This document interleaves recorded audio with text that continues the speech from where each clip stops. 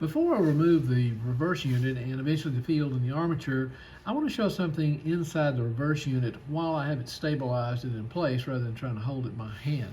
And this is something I've described before. It's something I've addressed in a common hidden problem video. It's very hard to diagnose. It's even hard to see, but it's highly impactful, and it happens on these trains. Notice how close that finger right there is to the edge of the band on the drum in the reverse unit. Now I'm going to push the axle of the drum so that you can see it move. Now I've shifted it even further. Notice how close it is to the edge. And what I have found, as I've described this many times, is that this finger right here is sliding too far to make the contact, yet when you bang on the locomotive, suddenly it starts running, or you shake it. Well, that's because probably you're shaking the drum and it's causing it to push back over so it can pick it up. It even though it looks like it may be making contact here because it's just barely beyond halfway, what I've also found is that these fingers can become twisted such that the outer edge of the finger is the only part making contact. The inner edge is not. Now, seeing that with the naked eye is very, very hard to pick up. And you look at it like this and say, oh, it's fine. It's at least on half of it, and it should be making contact. Well, not if it's twisted, it's not. This one is dangerously close to being too far over. And I'm going to shift it again so that you can see that movement.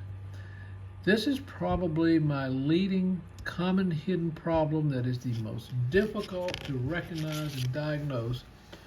And its symptoms are the train runs great sometimes and then all of a sudden stops. Or it starts and stops and starts and stops. But it always seems to start running again if I bang on it a couple of times. Well, that banging is simply moving that drum. Now, why the drum shifts, don't know.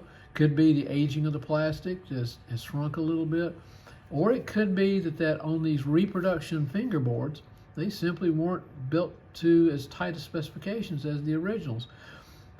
This reverse unit has given me no problems whatsoever, so I'm not going to take this off and try to make this correction.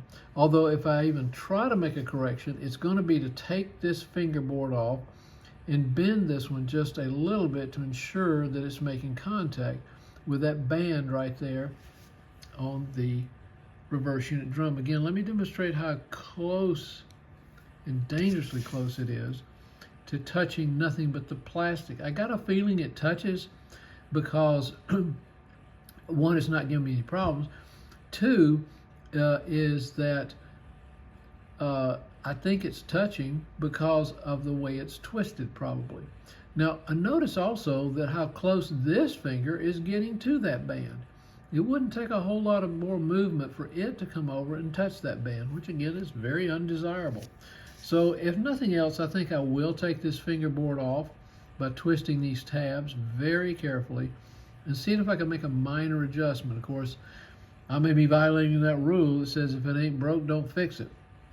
Well, this has been a very good performing. Now, I'm not going to look at the top fingerboard because it's the same story. It's the same thing that you'll want to look for is the position of these fingers in relationship to the band. Very, very hard to see. The other thing I want to mention is that this plate right here, that lift plate right there, is what causes the drum to use by moving the pawl, P-A-W-L, and it's also what the locking lever rests on to hold it in a particular forward or reverse or even neutral. So it holds it in that position. But it also is a good way to test the reverse unit by simply pressing on it, testing it manually to see what the feel is like, or whether or not it's touching everything, whether or not it's catching or snagging on something.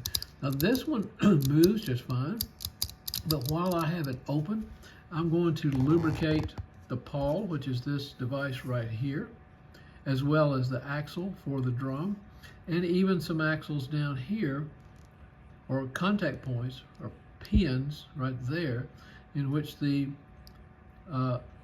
lever rest on, the plate. And just make sure that is all working properly. I'll just keep it lubricated. I lubricate it with CRC 226, which should enhance the electrical performance in the circuit, as well as enhance the movement. My preferred first step will be to simply remove the reverse unit by disabling these two screws right here. Now keep in mind there should be a fiber board under that. Be sure to keep that fiber board. I choose to loosen and remove the reverse unit prior to the field because, as you know, this wire is solid. It can be overhandled and cause it to break. I've had that happen to me before. So I choose to remove this, set it aside, and then take this off, going backwards, and set it aside, versus setting this down and aside, and then start working up here, possibly moving the wires around too much, causing this to tumble over.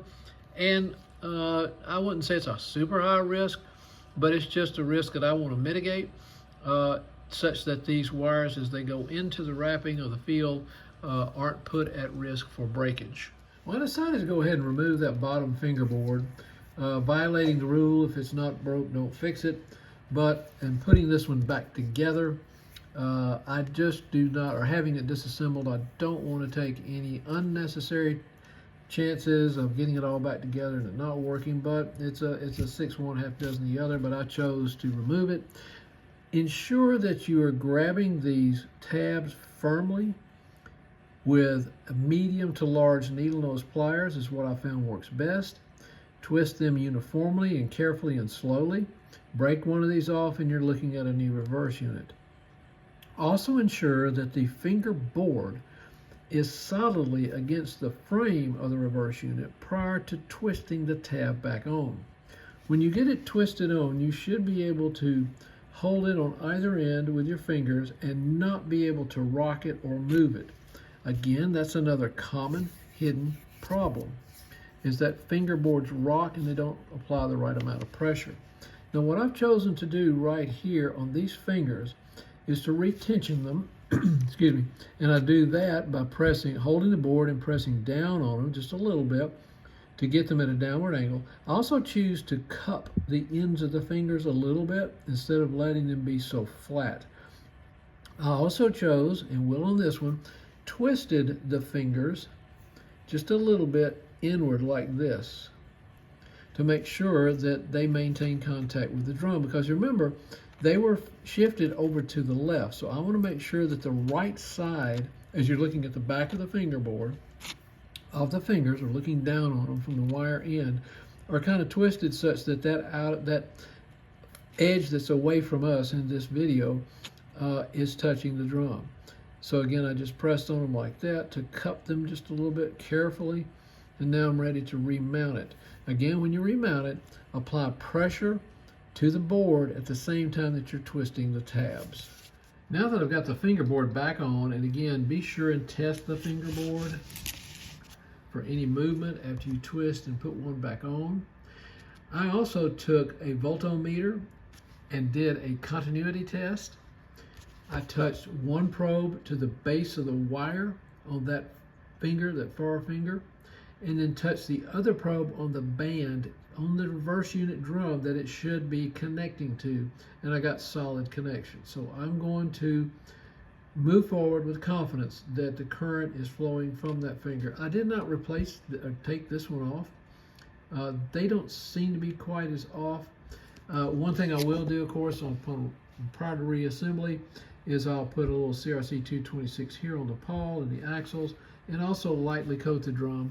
Now that I have it off and I can get a Q-tip up in there, let's place a little bit on the drum as well.